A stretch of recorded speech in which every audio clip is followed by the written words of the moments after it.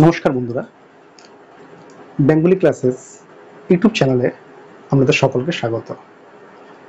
আজকে আমরা কারকের যে 6টি ভাগ রয়েছে, কর্তৃকারক, কর্মকারক, কর্মকারক, অধিকারক, অবদানকারক আর নিমিত্তকারক, আজকে আমরা সেই কারকের একটা ভাগ, দ্বিতীয় ভাগ কর্মকারক, সেই কর্মকারকের প্রকারভেদ সম্পর্কে আমরা আলোচনা করব। অর্থাৎ কর্মকারকটাকে কতগুলো ভাগে ভাগ করা যায়। তো আমরা আগেই জেনেছি যে কর্ম কি করে জানবো, যে বাক্যে কর্তা যা করে তা হলো কর্ম। অর্থাৎ কর্মকে চিহ্নিত করব কি করে, যে যদি কোনো ক্রিয়াপদ একটা বাক্যের মধ্যে ক্রিয়াপদ থাকে, সেই ক্রিয়াপদকে যদি আমরা কি বা কাকে দিয়ে প্রশ্ন করি এবং সেই প্রশ্নের পরিপ্রেক্ষিতে যদি কোনো উত্তর আসে তাহলে সেটা কর্ম, আর যদি কোনো উত্তর না আসে তাহলে সেখানে কর্ম নেই। সেই জন্য করে বলা যেতে পারে, কর্মকারকের ব্যাখ্যা দিতে গিয়ে আরেকটা জিনিসও বলতে পারি আমরা, যে একটা উদাহরণ দিলাম হয়তো,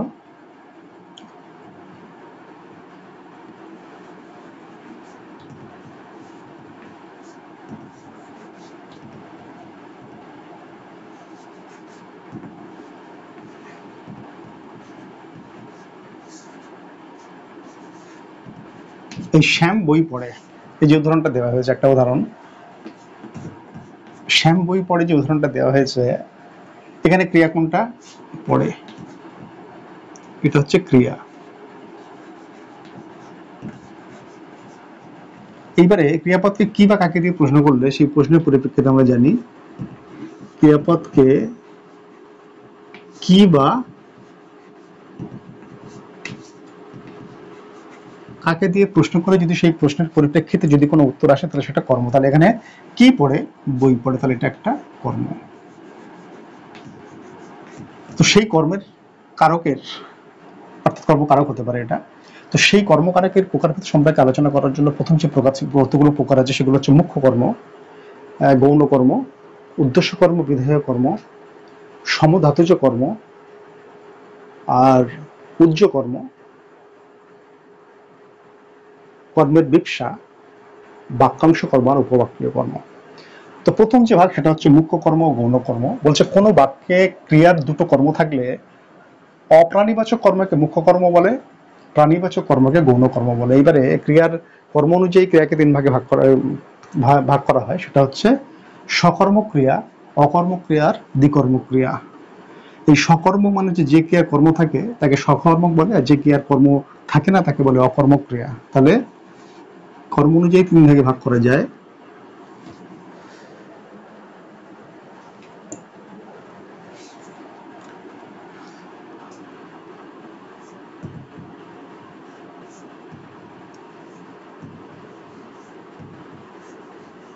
সকর্মক,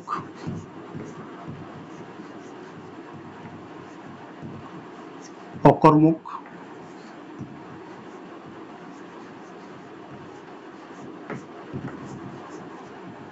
আর দ্বিকর্মক।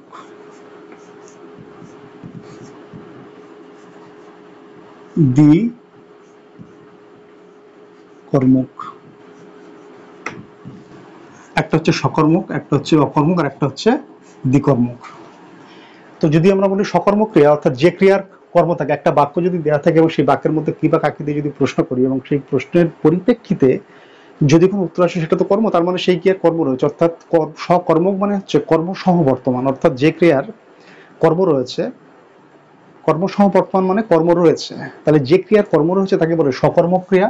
যে ক্রিয়ার কর্ম নেই, যে ক্রিয়ার কর্ম নেই, অর্থাৎ যদি কোনো বাক্যের ক্রিয়া থাকে সেই ক্রিয়াকে যদি কি বা কাকে দিয়ে প্রশ্ন করে যদি সেই প্রশ্ন করার পরিপ্রেক্ষিতে যদি কোনো উত্তর না আসে তাহলে সেটা হচ্ছে সেখানে কর্ম নেই। তাহলে যে বাক্যের ক্রিয়ার কর্ম থাকবে তাকে বলে সকর্মক ক্রিয়া, যে বাক্যে ক্রিয়ার কর্ম থাকবে না তাকে বলে অকর্মক ক্রিয়া, আর যে বাক্যের ক্রিয়ার দুটো কর্ম থাকবে, এই দুটি কর্ম থাকবে তখন তাকে বলা হচ্ছে দ্বিকর্মক ক্রিয়া। তাহলে কর্ম অনুযায়ী ক্রিয়ার কর্ম অনুযায়ী 3টি ভাগে ভাগ করা যায়। একটা হচ্ছে সকর্মক ক্রিয়া, একটা হচ্ছে অকর্মক ক্রিয়া, আর একটা হচ্ছে দ্বিকর্মক ক্রিয়া। সকর্মক মানে হচ্ছে কর্মসহ বর্তমান, অর্থাৎ যে ক্রিয়ার কর্ম থাকে, বাক্যে যে ক্রিয়া থাকে সেই ক্রিয়ার যদি কর্ম থাকে তখন তাকে বলা হচ্ছে সকর্মক ক্রিয়া। যেমন একটা ওই শ্যাম বই পড়ে, এই পড়ে হচ্ছে ক্রিয়া, এই ক্রিয়ার কর্ম রয়েছে মানে এই ক্রিয়াটা হচ্ছে সকর্মক ক্রিয়া। যদি এমন হতো যে শ্যাম পড়ে, এই পড়ে এই ক্রিয়ার কোনো কর্ম এই বাক্যে যদি দেখা না যেত তাহলে ওটা হচ্ছে অকর্মক ক্রিয়া। তাহলে যে ক্রিয়ার কর্ম থাকবে তাকে বলে সকর্মক ক্রিয়া, যে ক্রিয়ার কর্ম থাকবে না তাকে বলে অকর্মক ক্রিয়া, আর যে ক্রিয়ার দুটো কর্ম থাকবে তাকে বলে দ্বিকর্মক ক্রিয়া। তো এখানে এই দ্বিকর্মক ক্রিয়াটা খুব গুরুত্বপূর্ণ, কারণ হচ্ছে এই যে মুখ্যকর্ম গৌণকর্ম সম্পর্কে আলোচনা আমরা যে করতে যাচ্ছি সেখানে কিন্তু বলছে, সেই আলোচনার সংজ্ঞাতেই বলছে যে কোনো বাক্যে ক্রিয়ার দুটো কর্ম থাকলে অপ্রাণীবাচক কর্মকে মুখ্যকর্ম বলছে আর প্রাণীবাচক কর্মকে দ্বিকর্ম বলছে। তার মানে একটা বাক্যে দুটো বাক্যের মধ্যে যে ক্রিয়া থাকে তার দুটো কর্ম থাকলে তাকে বলছে দ্বিকর্ম ক্রিয়া, আর সেই দুটো কর্মের মধ্যে যদি একটা প্রাণীবাচক হয় একটা অপ্রাণীবাচক হয় তখন সেটাকে মুখ্যকর্ম গৌণকর্ম বলে। আমরা এর উদাহরণ দিয়ে দেখব। 1 নম্বর উদাহরণ,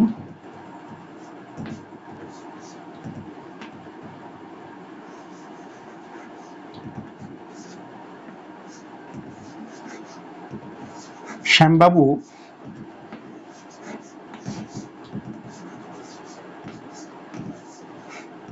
ছাত্রকে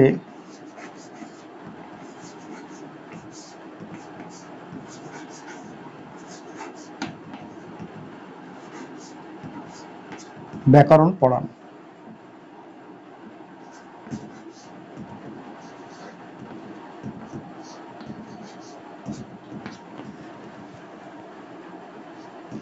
তো আমরা এই যে বাক্যটা দেখতে পাচ্ছি, যদি বাক্যটাকে ভালোভাবে পর্যবেক্ষণ করে দেখি বা খুব গুরুত্ব সহকারে দেখি তাহলে দেখব যে শ্যামবাবু ছাত্রকে ব্যাকরণ পড়ান, এটাকে যদি বলি আমরা, তো এই বাক্যের মধ্যে ক্রিয়া কোনটা? অবশ্যই ক্রিয়া হচ্ছে এই পড়ান। ক্রিয়া কোনটা? ক্রিয়া হচ্ছে পড়ান, ক্রিয়া হলো পড়ান। এইবার আমরা দেখব যে এই ক্রিয়াকে আমরা বলেছিলাম যে যদি কোনো বাক্যের ক্রিয়ার কর্ম খুঁজতে হয় তাহলে আমাদের ক্রিয়াকে দুটো প্রশ্ন করতে হবে, একটা হচ্ছে ক্রিয়াকে কি দিয়ে প্রশ্ন করবো, একটা হচ্ছে ক্রিয়াকে কাকে দিয়ে প্রশ্ন করব। যদি ক্রিয়াকে কি দিয়ে প্রশ্ন করে সেই প্রশ্নের পরিপ্রেক্ষিতে যদি কোনো উত্তর আসে তাহলে জানবো যে সেই বাক্যের ক্রিয়ার মধ্যে কর্ম রয়েছে, আর যদি সেই বাক্যের ক্রিয়াকে কাকে দিয়ে প্রশ্ন করি সেখানেও যদি কোনো উত্তর আমরা পাই সেই প্রশ্নের পরিপ্রেক্ষিতে তাহলে জানবো যে সেই বাক্যের মধ্যেও কর্ম রয়েছে। তো এখানে আমরা প্রশ্নটা করে নিই। প্রথম, পড়ান হচ্ছে ক্রিয়া, ক্রিয়াকে আমরা প্রশ্ন করছি কি পড়ান, কি পড়ান, এর উত্তর আসবে কি পড়ান, এর উত্তর আসবে ব্যাকরণ। তাহলে এটা হচ্ছে, এটাও কর্ম, এটা কর্ম। এবারে বলছে কাকে পড়ান, এই কাকে যদি প্রশ্ন করলে, কাকে দিয়ে প্রশ্ন করলে যদি কোনো উত্তর আসে তাহলে সেটাও হচ্ছে কর্ম। তাহলে এখানে ওই শ্যামবাবু ছাত্রকে ব্যাকরণ পড়ান যে বাক্যটা এখানে দেওয়া হয়েছে, এই বাক্যের যে ক্রিয়া রয়েছে, ক্রিয়াকে আমরা কি দিয়ে প্রশ্ন করেছিলাম, সেই কি দিয়ে প্রশ্ন করার পরেও উত্তর এসছে, সেটা হচ্ছে ব্যাকরণ। আর কাকে পড়ান, কাকে দিয়ে প্রশ্ন করার পরে সেটারও উত্তর এসছে, সেটা হচ্ছে ছাত্রকে পড়ান। এবার দেখা যাচ্ছে যে তাহলে এই যে বাক্যটা রয়েছে এই বাক্যের দুটো ক্রিয়া রয়েছে, তার মানে ব্যাকরণ একটা কর্ম, দুটো কর্ম রয়েছে, ব্যাকরণ একটা কর্ম, ছাত্রকে একটা কর্ম। তাহলে দুটো কর্ম যদি বাক্যের কোনো ক্রিয়া থাকে, আমরা বলেছিলাম যে দ্বিকর্ম ক্রিয়া কাকে বলে, যে বাক্যের মধ্যে যে ক্রিয়ার দুটো কর্ম থাকে তাকে বলে দ্বিকর্ম ক্রিয়া।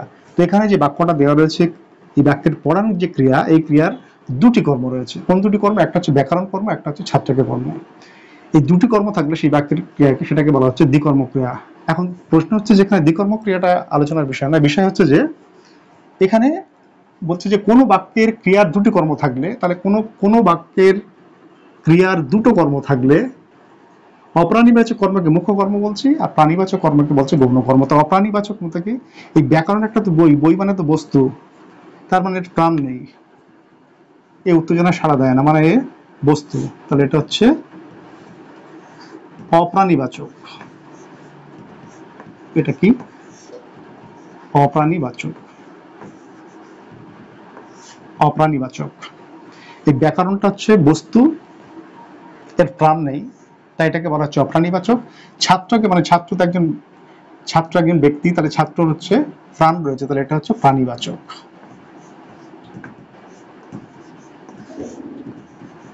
এই প্রাণীবাচক যেটা, তাহলে প্রাণীবাচক কর্ম যেটা আগেই বলে দিয়েছে যে কোনো বাক্যে, ভালো করে যদি সংখ্যাটা দেখি, কোনো বাক্যে ক্রিয়ার দুটো কর্ম থাকলে অপ্রাণীবাচক কর্মকে মুখ্য কর্ম বলছে আর প্রাণীবাচক কর্মকে গৌণ কর্ম বলছে। তার মানে এখানে অপ্রাণীবাচক মানে যেগুলোর প্রাণ নেই সেটা হচ্ছে অপ্রাণীবাচক, এই কর্মকে বলা হচ্ছে মুখ্য কর্ম।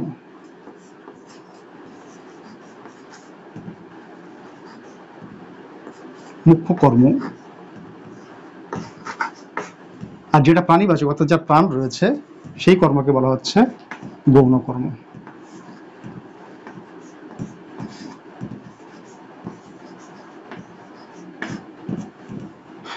আমরা আরেকটা উদাহরণ দিয়ে দেখি।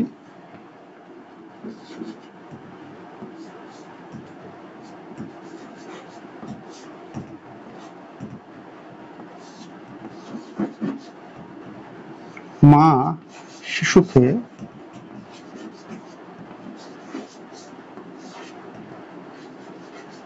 ভাত খাওয়াচ্ছেন।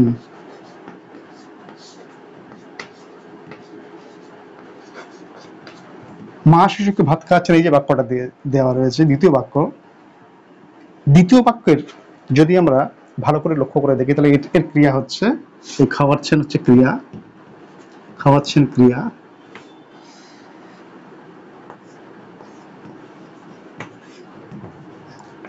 এই ক্রিয়াকে আমরা যদি প্রশ্ন করি কি খাওয়াচ্ছেন, তার উত্তর আসবে ভাত।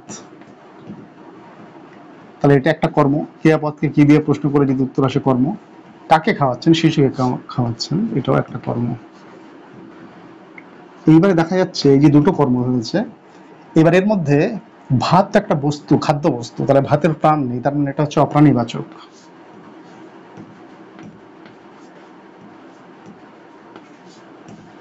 অপ্রাণীবাচক।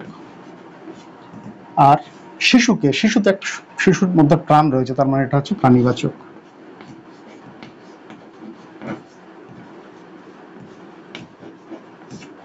আগেই বলে দেওয়া হয়েছে যে কোন একটা বাক্যের ক্রিয়ার দুটো কর্ম থাকলে অপ্রাণীবাচক কর্মকে মুখ্য কর্ম বলে আর প্রাণীবাচক কর্মকে বলে গৌণ কর্ম। তা অপ্রাণীবাচক এখানে যেহেতু ভাত, তাহলে এটা হচ্ছে মুখ্য কর্ম।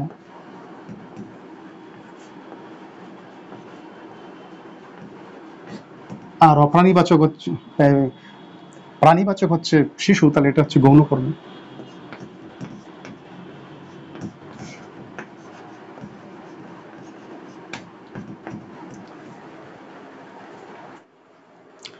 দ্বিতীয় যে প্রকারভেদটা রয়েছে, দ্বিতীয় প্রকারভেদ, সেটা হচ্ছে উদ্দেশ্য কর্ম ও বিধেয় কর্ম। উদ্দেশ্য কর্ম আর বিধেয় কর্ম যাকে যাকে যার সম্পর্কে বলা হয় আর তাকে বলে উদ্দেশ্য, আর উদ্দেশ্য সম্পর্কে যাকে কিছু বলা হয় তার বিধেয় আমরা জানি। তো এখানে বলছে উদ্দেশ্য কর্ম বিধেয় কর্ম, বলছে যে কিছু ক্রিয়ার কর্মের পরিপূরক হিসেবে অন্য পদ ব্যবহার করা হয়, এই পরিপূরক পদ হলো বিধেয় কর্ম আর প্রধান কর্ম হলো উদ্দেশ্য কর্ম। বলছে একটা বাক্য যদি দেওয়া থাকে এবং সেই বাক্যের মধ্যে যদি বাক্যের ক্রিয়ার মধ্যে যদি একটা কর্ম থাকে এবং সেই কর্ম থাকলেও সেই কর্মের পরিপূরক হিসেবে যদি অন্য কোনো পদ ব্যবহার করা হয়, তাহলে সেই পরিপূরক পদ হচ্ছে বিধেয় কর্ম আর প্রধান কর্মটাকে হচ্ছে বলা হচ্ছে উদ্দেশ্য কর্ম। তো আমরা একটা উদাহরণ দিয়ে নিই।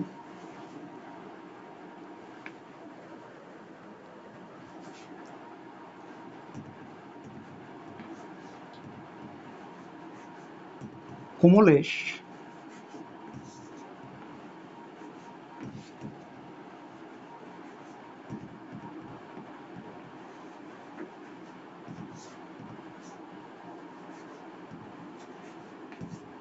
শ্যামবাবুকে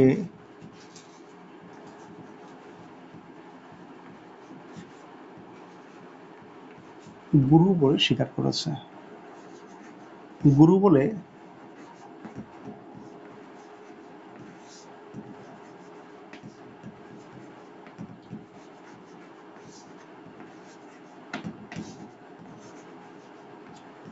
কমলেশ শ্যামবাবুকে গুরু বলে স্বীকার করেছে। তো এখানে কাকে স্বীকার করেছে? শ্যামবাবুকে গুরু বলে স্বীকার করেছে। তাহলে এখানে এখানে যে কমলেশ শ্যামবাবুকে গুরু বলে স্বীকার করেছে, যেখানে বাক্যটা দেওয়া রয়েছে এই বাক্যের মধ্যে স্বীকার করেছে, সেটা হচ্ছে তো ক্রিয়া। তো এই ক্রিয়ার মধ্যে বলছে ক্রিয়ার কিন্তু একটা প্রধান কর্ম রয়েছে। কাকে স্বীকার করেছে? শ্যামবাবুকে। এখানে তাহলে প্রধান কর্ম হচ্ছে শ্যামবাবু আর কর্তা হচ্ছে কমলেশ। তাহলে কমলেশ শ্যামবাবুকে গুরু বলে স্বীকার করেছে। তো কাকে স্বীকার করেছে? শ্যামবাবুকে। তার মানে এখানে যে ক্রিয়া রয়েছে সেই ক্রিয়ার প্রধান কর্ম সম্ভাব্যকে এবং তার পরিপূরক পদ হিসেবে এখানে গুরুকে ব্যবহার করা হয়েছে, তাহলে এই পরিপূরক পদ যেটা বলছি সেটাকে বলা হচ্ছে বিধেয় কর্ম।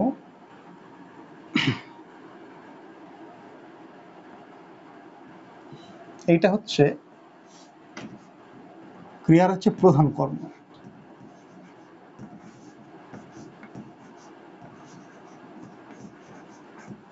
আর এই গুরুটা হচ্ছে পরিপূরক পদ। পরিপূরক পদ। তা প্রধান কর্ম আগেই বলেছি যে কিছু ক্রিয়ার কর্মের পরিপূরক হিসেবে যদি অন্য পদ ব্যবহার করা হয়, এই পরিপূরক পদ হলো বিধেয় কর্ম আর প্রধান কর্ম হলো উদ্দেশ্য কর্ম। তাহলে প্রধান কর্ম যেটা সেটা হচ্ছে উদ্দেশ্য কর্ম।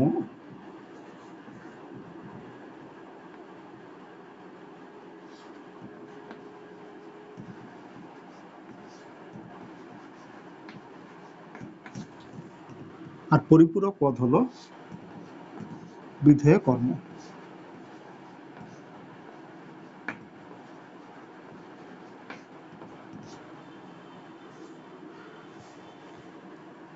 দ্বিতীয় যে প্রশ্নটা আছে, দ্বিতীয় উত্তরণ যদি আমরা দিই,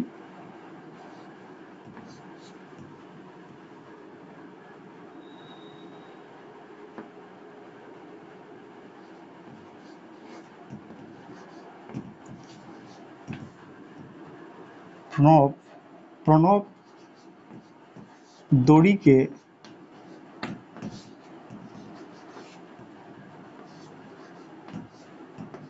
সাপ মনে করলো।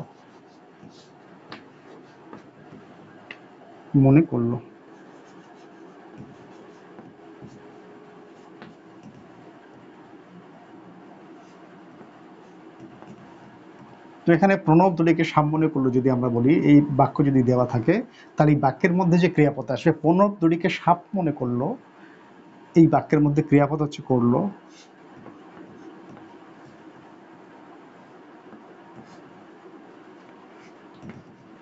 আর এই ক্রিয়ার হচ্ছে প্রধান কর্ম হচ্ছে এই দড়িকে,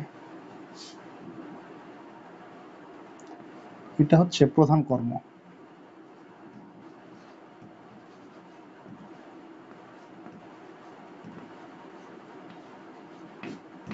প্রধান কর্ম। আর এই কর্মের সঙ্গে পরিপূরক হিসেবে যেটাকে ব্যবহার করা হয়েছে সেটাকে বলা হচ্ছে পরিপূরক যে পদ,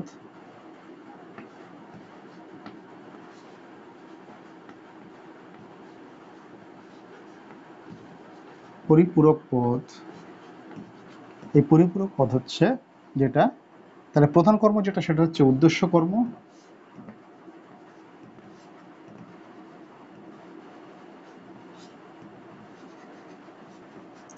প্রধান কর্ম যেটা হচ্ছে উদ্দেশ্য কর্ম, আর পরিপূরক পদ সেটা হচ্ছে বিধেয় কর্ম।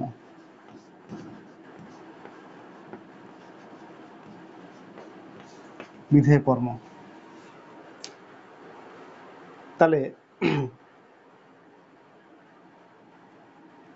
দ্বিতীয় প্রকারভেদে যে ভাগটা আমরা দেখছি সেটা হচ্ছে উদ্দেশ্য কর্ম, বিধেয় কর্ম। সেখানে কি বলছে যে কিছু ক্রিয়ার কর্মের পরিপূরক হিসেবে অন্য পদ ব্যবহার করা হয় এবং এই পরিপূরক পদ হলো বিধেয় কর্ম আর প্রধান কর্ম হলো উদ্দেশ্য কর্ম। একটা বাক্য যদি দেওয়া থাকে এবং সেই বাক্যের যদি যে ক্রিয়া থাকে সেই ক্রিয়ার কর্ম একটা থাকে যেটা প্রধান কর্ম, সেটা তো থাকে, এবং তার পরিপূরক হিসেবে অনুষঙ্গিক বা পরিপূরক হিসেবে আরেকটি পদও তার সঙ্গে ব্যবহার করা হয়। এই পরিপূরক পদ যেটা হচ্ছে সেটা হচ্ছে বিধেয় কর্ম আর প্রধান কর্ম যেটা সেটা হচ্ছে উদ্দেশ্য কর্ম। এবারে এর আরেকটা গুরুত্বপূর্ণ দিক হচ্ছে যে সাধারণত উদ্দেশ্য কর্ম বা প্রধান কর্ম যেটা, সেই উদ্দেশ্য কর্মটা কি করে, বাক্যের একেবারে প্রথমে বসে, আর বিধেয় কর্ম বাক্যের শেষের দিকে বসে। আর উদ্দেশ্য কর্ম যেটা সেটা সাধারণত বিভক্তি যুক্ত হয়, আর বিধেয় কর্ম যেটা সেটা বিভক্তিহীন হয়। বিভক্তিহীন বলতে সুন্দর বিভক্তি হয়, সেখানে বিভক্তি ওই বিভক্তিগুলোর মধ্যে আসে না। এটা বিভক্তি, একটা উদ্দেশ্য কর্ম হচ্ছে প্রধান কর্ম, উদ্দেশ্য কর্ম বিভক্তিযুক্ত, বিধেয় কর্ম বিভক্তিহীন। উদ্দেশ্য কর্ম হচ্ছে বাক্যের একেবারে এই 1 নম্বর বাক্যের একেবারে প্রথমে বসে, বিধেয় কর্ম বাক্যের শেষের দিকে বসে। এটা হচ্ছে বিভক্তি যুক্ত, এটা হচ্ছে বিভক্তিহীন মানে শূন্য। একই রকম ভাবে যদি দ্বিতীয় বাক্য দেখি সেটা দ্বিতীয় বাক্যের মধ্যে সেটাতে আমরা পাবো। এবারে আসবো কর্মকারকের তৃতীয় ভাগ সমধাতুজ কর্ম। কর্মকারকের তৃতীয় ভাগ হচ্ছে সমধাতুজ কর্ম, অর্থাৎ বাক্যের ক্রিয়াটি যে ধাতু থেকে নিষ্পন্ন বা উৎপত্তি, বাক্যের ক্রিয়া যে ধাতু থেকে উৎপত্তি, সেই ধাতু থেকে যদি বাক্যের কর্মপদ সৃষ্টি হয় তাহলে সেটাকে সমধাতুজ কর্ম বলে। সমধাতুজ কর্ম মানে হচ্ছে একই ধাতু থেকে উৎপত্তি কর্ম, অর্থাৎ সমধাতুজ কর্ম মানে বাক্যের যে ধাতু থেকে বাক্যের ক্রিয়া সৃষ্টি হয় সেই একই ধাতু থেকে যদি বাক্যের কর্মপদ সৃষ্টি হয়, অর্থাৎ একই ধাতু থেকে কর্ম ক্রিয়া যদি সৃষ্টি হয় তাকে বলে সমধাতুজ কর্ম। একটা উদাহরণ দিই।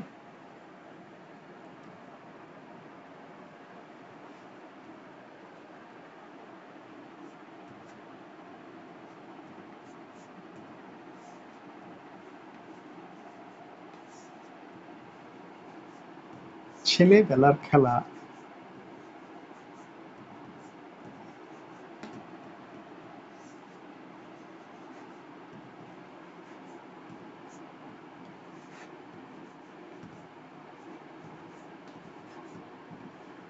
আপন মনে খেলছি। ছেলেবেলার খেলা আপন মনে খেলছি।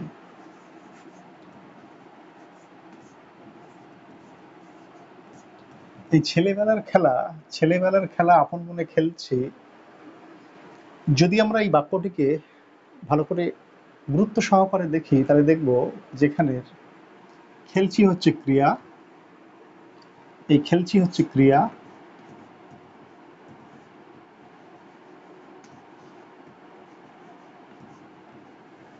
আর কি খেলছি, খেলা খেলছি, তাহলে খেলা হলো কর্ম।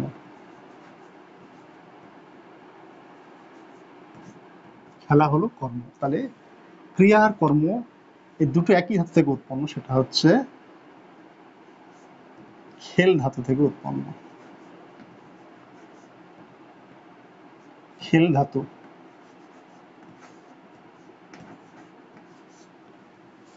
খেল ধাতু থেকে এই ক্রিয়া আর কর্ম দুটো উৎপত্তি হয়েছে। কিভাবে দেখবো আমরা? খেল ধাতু থেকে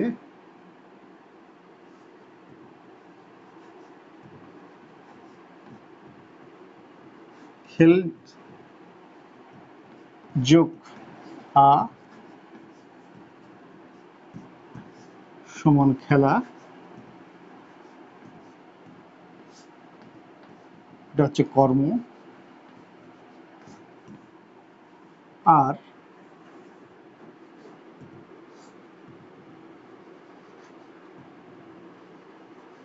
খেল ধাতু যোগ ছি সমান সমান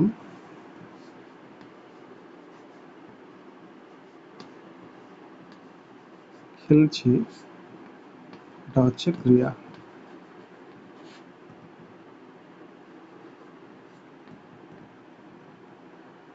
তাহলে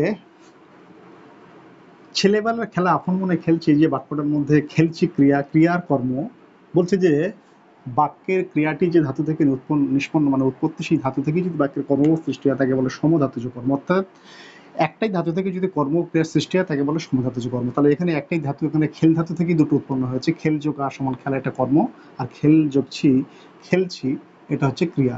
এই দুটোই একই ধাতু থেকে উৎপন্ন হয়েছে, তাই এইগুলোকে বলা হচ্ছে সমধাতুজ। এই কর্মটাকে বলা হচ্ছে, এই কর্ম হচ্ছে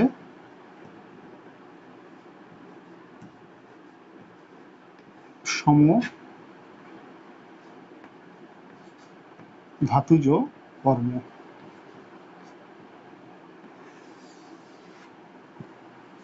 পরে যে উদাহরণ দিই আমরা,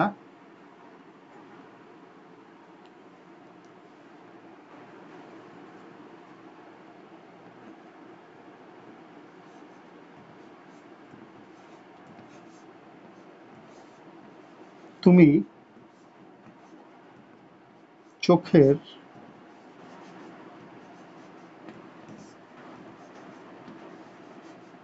দেখা দেখো।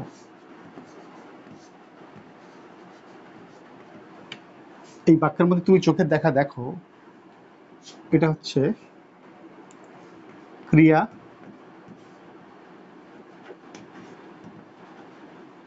আর এটা হচ্ছে কর্ম। কি দেখ, কি দেখো, দেখা দেখো, দুটোই দেখ ধাতু থেকে উৎপন্ন। দেখ,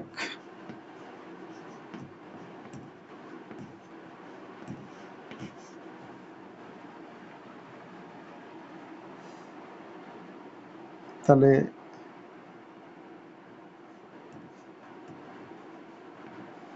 দেখ যোগ দেখা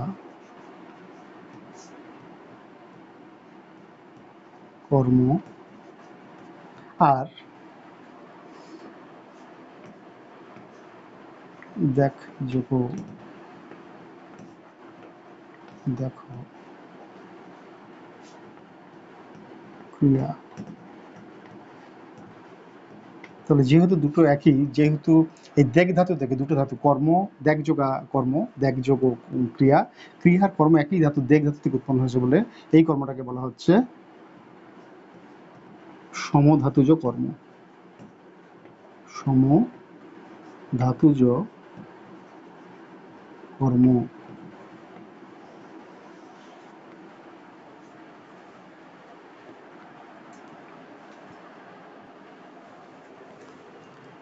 চতুর্থ ভাগ কি বলছে? উজ্জ কর্ম। উজ্জ মানে অনুপস্থিত, মানে তাকে দেখা যাচ্ছে না। বাক্যের সকর্ম ক্রিয়ার কর্ম যদি উজ্জ থাকে সেই কর্মকে উজ্জ কর্ম বলে। তো এই যে বাক্যটা, এই যে সংজ্ঞাটা দেওয়া আছে যে বাক্যের সকর্ম ক্রিয়ার, বাক্যে সকর্ম ক্রিয়ার কর্ম উজ্জ থাকলে সেই কর্মকে উজ্জ কর্ম বলে। তো সকর্ম ক্রিয়াটা আমাকে জানতে হবে আগে যে সকর্ম ক্রিয়া বলতে কি বোঝাচ্ছে। সাধারণত কর্ম অনুযায়ী ক্রিয়াকে তিন ভাগে ভাগ করা যায়: সকর্ম ক্রিয়া, অকর্ম ক্রিয়া আর দ্বিকর্ম ক্রিয়া। সকর্ম ক্রিয়া, সকর্ম ক্রিয়া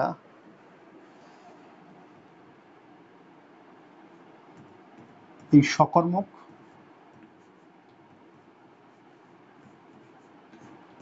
কর্মক্রিয়া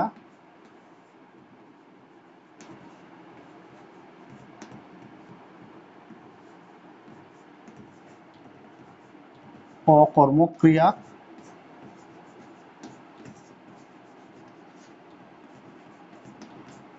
আর দ্বিকর্মক্রিয়া।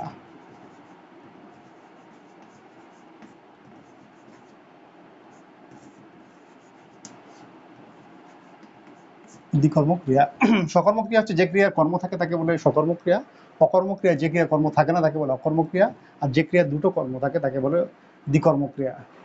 যেমন আমি বলি, যদি আমি ভাত খাই, তো আমি আমি ভাত খাই হচ্ছে, খাই হচ্ছে ক্রিয়া, এই ক্রিয়ার কর্ম কি? কি খাই? ক্রিয়াপদকে কি বা কাকে দিয়ে প্রশ্ন করলে সেটা যদি পাওয়া যায় তাহলে ক্রিয়াপদকে কি বা কাকে দিয়ে প্রশ্ন করে যদি সেই প্রশ্নের প্রেক্ষিতে উত্তর পাওয়া যায় তাহলে সেটা কর্ম। তাহলে আমি ভাত খাই, কি খাই? ভাত খাই। এখানে কি দিয়ে প্রশ্ন করে উত্তর পেয়েছি, তার মানে খাওয়া ক্রিয়াপদের কর্ম হচ্ছে ভাত, তার মানে এটা হচ্ছে সকর্ম ক্রিয়া। ওটা যদি বলতো আমি খাই, এই খাই যদি ক্রিয়াপদ না থাকতো তাহলে সেটা হচ্ছে অকর্ম ক্রিয়া, তার মানে তার ক্রিয়াপদ নেই।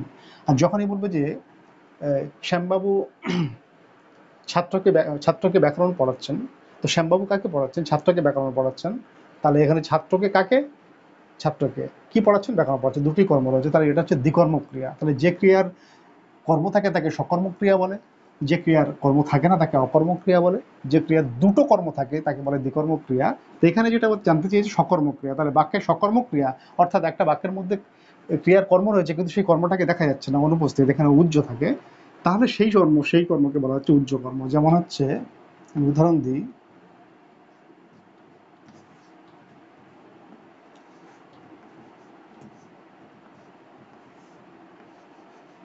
আমি লিখছি,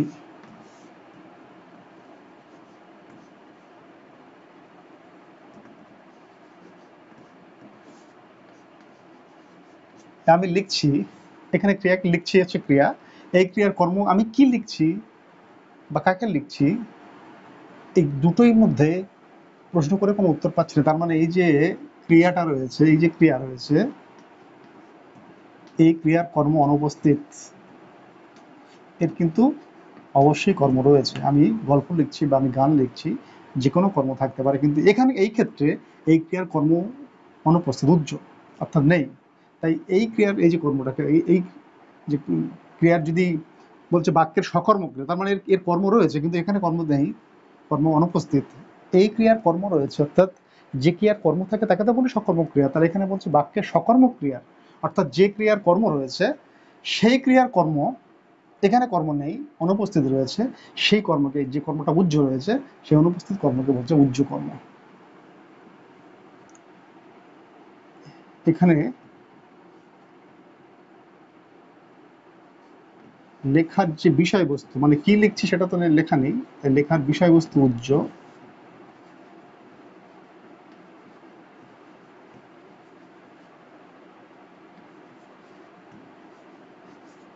লেখার বিষয়বস্তু উজ্জ্বল। দ্বিতীয় যদি বলি,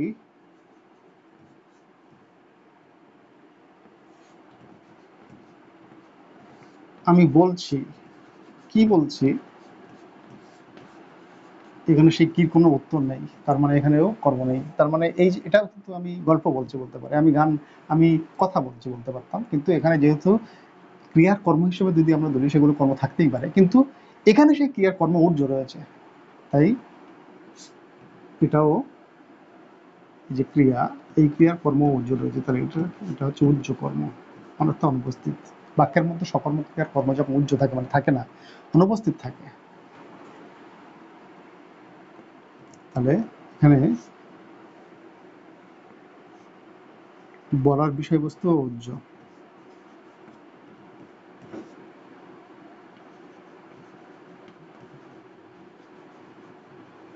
বলার বিষয়বস্তু উর্জ, তাই এই কর্মকে বলা হচ্ছে উর্জ কর্ম। বাক্যে সকর্ম ক্রিয়ার কর্ম উর্জ থাকলে সেই কর্মকে উর্জ কর্ম বলে।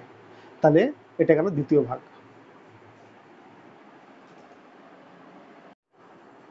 কর্মকারকের যে প্রকারভেদগুলো আলোচনা করছিলাম, এখন আমরা আলোচনা করব কর্মকারক প্রকারভেদের পঞ্চম ভাগ, সেটা হচ্ছে বাক্যাংশ কর্ম।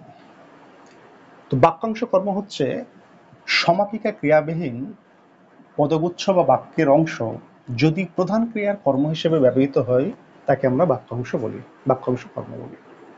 তাহলে কি বলছে যে সমাপিকা ক্রিয়াবিহীন, এখন সমাপিকা ক্রিয়া কাকে বলে?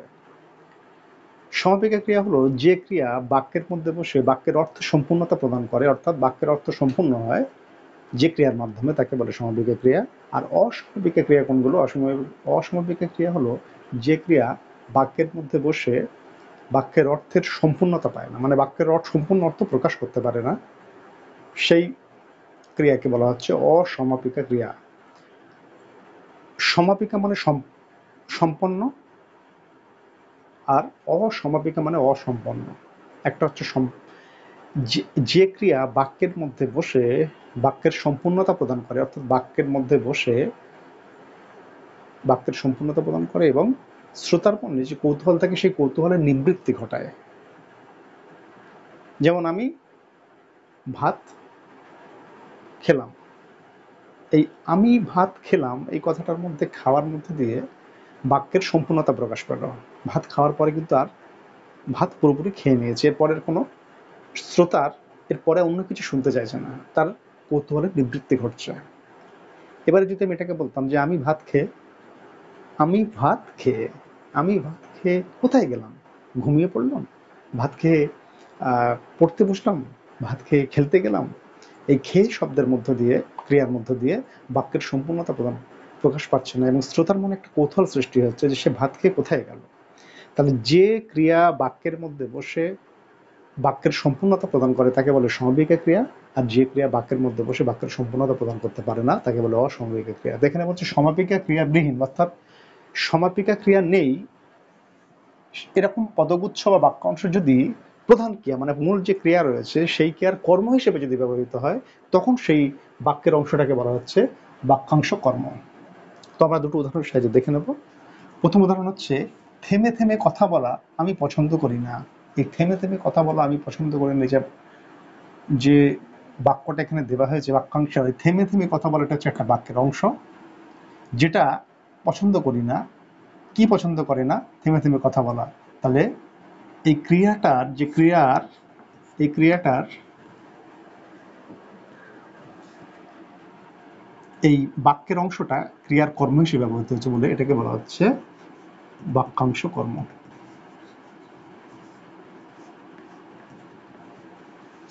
বাক্যাংশ কর্ম। যদি আমরা পরবর্তী উদাহরণের দিকে তাকিয়ে দেখি তাহলে দেখবো যে পরবর্তী যে উদাহরণটা রয়েছে সেখানে যে আমি অয়নকে পাড়া দিয়ে যেতে দেখলাম। এই অয়নকে পাড়া দিয়ে যেতে, কাকে পাড়া দিয়ে, অয়নকে পাড়া দিয়ে যেতে দেখলাম, এই যে ক্রিয়াটা রয়েছে এই যে ক্রিয়ার বাক্যের অংশ যদি এই ক্রিয়ার কর্ম হিসেবে ব্যবহৃত হয়েছে বলে অয়নকে পাড়া দিয়ে যেতে, এই অংশটা বাক্যের অংশটা এই ক্রিয়ার কর্ম হিসেবে ব্যবহৃত হয়েছে বলে এটাকে বলা হচ্ছে বাক্যাংশ কর্ম।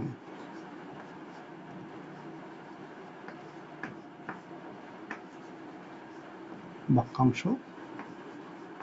কর্ম। তাহলে পঞ্চম যে ভাগটা আমরা দেখলাম সেটা হচ্ছে বাক্যাংশ কর্ম, অর্থাৎ বাক্যের অংশ যখন কর্ম হিসেবে ব্যবহৃত হয় তাহলে সমাপিকা ক্রিয়াবিহীন, অর্থাৎ যে বাক্যের মধ্যে সমাপিকা ক্রিয়া নেই এমন পদগুচ্ছ বা বাক্যের অংশ যদি প্রধান ক্রিয়া মানে একটা বাক্যের যে প্রধান ক্রিয়া থাকে সেই ক্রিয়ার কর্ম হিসেবে ওই বাক্যের অংশটাকে, কোন বাক্যের অংশটা যেটা হচ্ছে সমাপিকা ক্রিয়া নেই যে বাক্যের অংশে, সেই বাক্যের অংশ যখন প্রধান ক্রিয়ার কর্ম হিসেবে ব্যবহার করা হয় তখন তাকে বলা হয় বাক্যাংশ কর্ম। আমরা দুটো উদাহরণের সাহায্যে সেটা দেখতে পেলাম যে থেমে থেমে কথা বলা আমি পছন্দ করি না। কি করি না? থেমে থেমে কথা বলা। তাহলে এই ক্রিয়ার এই বাক্যের অংশটা এই ক্রিয়ার কর্ম হিসেবে ব্যবহার করা হয়েছে বলে এই বাক্যাংশ কর্ম বলছে। একই রকম আমি দ্বিতীয় উদাহরণে যদি আমরা থাকি, আমি অয়নকে পড়া দিয়ে যেতে দেখলাম, আমি অয়নকে ফাড়া দিয়ে যেতে দেখলাম, এটি এই ক্রিয়ার এই বাক্যের অংশটা এই ক্রিয়ার কর্ম হিসেবে ব্যবহার করা হয়েছে বলে এটাকে বলা হচ্ছে বাক্যাংশ কর্ম। তার পরবর্তী যে ভাগটা রয়েছে সেটা হচ্ছে কর্মে বিপসা, অর্থাৎ যদি কখনো কোনো বাক্যের কর্মের পুনরাবৃত্তি ঘটে, মানে একটা কর্মকে একটা যে কর্ম রয়েছে সেই একই কর্মকে আরেকবার ব্যবহার করা হয়, একের অধিক বারবার, পুনরাবৃত্তি মানে একের অধিক যদি ব্যবহার করা হয় কোনো বাক্যের কর্মপত্রের পুনরাবৃত্তি ঘটলে, মানে একটা কর্ম মানে যে কর্ম রয়েছে যদি ভাত হয় তাহলে ভাত ভাত এমন যদি বোঝায়, তো মানে এখানে সেটা বলতে যাচ্ছি না, বাট ভাত হচ্ছে যদি কর্ম হয় তাহলে যদি সেই কর্মটাকে আবার পুনরায় ব্যবহার করা হয় বাক্যের মধ্যে তাহলে সেটাকে বলা হচ্ছে কর্মের ব্যবসা। কর্মের ব্যবসা মানে হচ্ছে পুনরাবৃত্তি। তাহলে কোনো বাক্যের কর্মপত্রের পুনরাবৃত্তি ঘটে তাকে কর্মের ব্যবসা বলে, অর্থাৎ ওই বাক্যের যে কর্মটা বসানো হচ্ছে সেই কর্মটাকে আরেকবার যদি ব্যবহার করা হয় বাক্যের মধ্যে তখন তাকে বলা হচ্ছে কর্মের ব্যবসা। আমরা একটু উদাহরণ দিয়ে দেখে নিই। জনে জনে ডেকে বলেছি, কাকে কাকে ডেকে বলেছি? জনে জনে ডেকে বলেছি। এই যে কর্ম আছে জনে, কর্ম রয়েছে জনে, এই দুবার একই কর্ম পুনরাবৃত্তির জন্য এই কর্মটা আরেকবার ব্যবহার করা হচ্ছে। তো কর্ম যখন বারবার ব্যবহার করা হয় তখন তাকে বলে কর্মের ব্যবসা। এই যা যা বলেছিলাম, যা যা বলেছিলাম করেছ, এই যে দুটো কর্ম রয়েছে, যা যা একই কর্ম যখন বারবার ব্যবহার করা হচ্ছে, কি কি বলেছিলাম, যা যা বলেছিলাম, এটা হচ্ছে কর্ম, এটা হচ্ছে কর্ম। এই দুটি কর্ম একসাথে যখন ব্যবহার করা হচ্ছে এটা বলা হচ্ছে কর্মের ব্যবসা। কর্মের ব্যবসা। এবারে আমরা এই সপ্তম উদাহরণ দেখব উপবাক্যীয় কর্ম। যখন কোনো অপ্রধান উপবাক্য, প্রধান নয় অপপ্রধান উপবাক্য প্রধান বাক্যের অকর্মক্রিয়ার কর্মরূপে ব্যবহৃত হয় তখন সেই উপবাক্যটিকে উপবাক্যীয় কর্ম বলে। এবারে অকর্মক্রিয়ার কর্মরূপে বলতে এখানে অকর্মক্রিয়া যদি আমরা না বুঝতে পারি তাহলে কি করে বুঝবো অকর্মক্রিয়া কোনটা? ক্রিয়াকে তার অর্থ, ক্রিয়াকে মূলত কর্মের অনুযায়ী কর্ম তিন ভাগে ভাগ করা হয়: সকর্মক্রিয়া, অকর্মক্রিয়া, দ্বিকর্মক্রিয়া। সকর্মক্রিয়া হচ্ছে যে ক্রিয়ার কর্ম থাকে তাকে বলে সকর্মক্রিয়া, যে ক্রিয়ার কর্ম থাকে তাকে বলে সকর্মক্রিয়া। এই সকর্মক,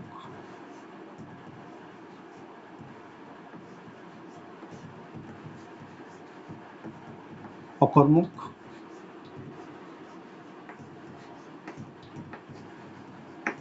আর দ্বিকর্মক। দ্বিকর্মক। সকর্মক্রিয়া হচ্ছে যে ক্রিয়ার কর্ম রয়েছে সকর্মক মানে কর্মসহ বর্তমান, অর্থাৎ যে ক্রিয়ার কর্ম রয়েছে তাকে বলে সকর্মক্রিয়া, যে ক্রিয়ার কর্ম নেই তাকে বলে অকর্মক্রিয়া, আর যে ক্রিয়ার দুটো কর্ম থাকে তাকে বলে দ্বিকর্মক্রিয়া। তো এখানে বলছে অকর্মক মানে যে ক্রিয়ার কর্ম নেই। তাহলে যখন কোনো অপ্রধান উপবাক্য প্রধান বাক্যের প্রধান বাক্যের অকর্মক যার ক্রিয়া নেই, কর্ম নেই, ক্রিয়ার কর্মরূপে ব্যবহৃত হয় তখন সেই উপবাক্যটিকে উপবাক্যীয় কর্ম বলে। আমরা উদাহরণ দেখি। মনে রেখো সততাই একমাত্র মূলধন। এই সততাই একমাত্র মূলধন এই উপবাক্যটা যখন অকর্মক্রিয়ার কর্ম নেই, এখানে অকর্মক্রিয়ার কর্মরূপে ব্যবহৃত হয় তখন তাকে বলা হচ্ছে উপবাক্যীয় কর্ম। একই রকম জলই জীবন, এই কথা সবাই জানে, এই জলই জীবন এটা হচ্ছে উপবাক্যীয় কর্ম।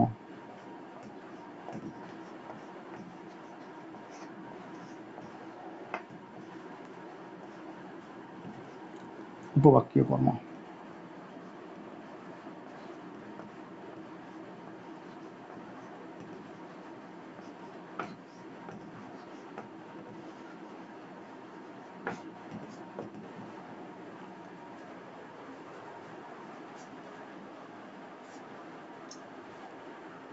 উপবাক্যীয় কর্ম।